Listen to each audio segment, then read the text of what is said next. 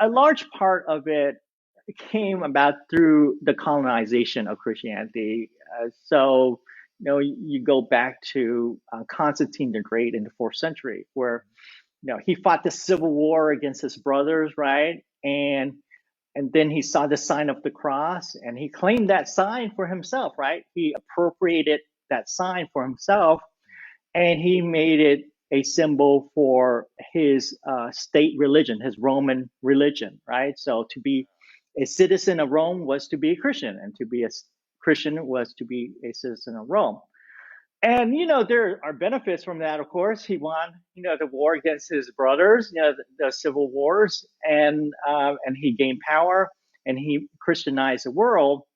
But what had happened was, before Constantine, Christianity was a religion for the persecuted, right? Those who were threatened by the Roman authorities, those who were thrown into lions' dens, those who were, put to death, those who were wounded on the margins, the sick, the poor, the disenfranchised.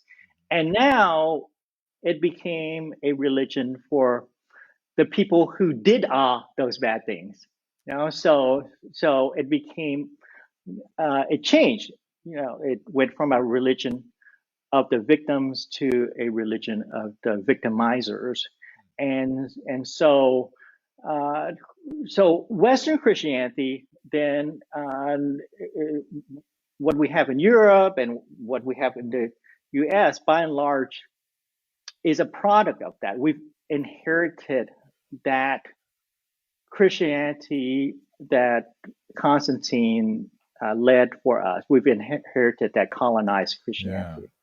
So I'm as you're talking, I'm trying to think of different ways of saying that. So in a sense, we went from being a religion or a faith for people that's a gospel maybe that said you don't have to suffer anymore, to one that says you don't have to get punished for what you did.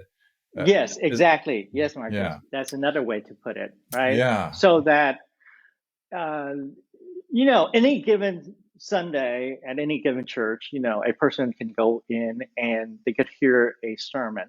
And let's say I did something wrong to you, Marcus. I, made fun of you. I stole your beautiful picture in the background of the prodigal son. I hurt you in some way. Yeah. Well, I could receive forgiveness for that, right? So the priest or the pastor could absolve me for my sins, right? She'll say words of absolution, and free me of my guilt, or she could ask me to walk the altar and say the sinner's prayer, however you want to do it, right? And I could be saved, I could be forgiven, I could be relieved of that guilt. Okay, that's great. Fine and dandy for me. But what about Marcus? Okay, where does that leave you, the one who was hurt from my sin? And so that's what we have, by and large, here in the West. A Christianity for the sinners, but not a Christianity for the sin against.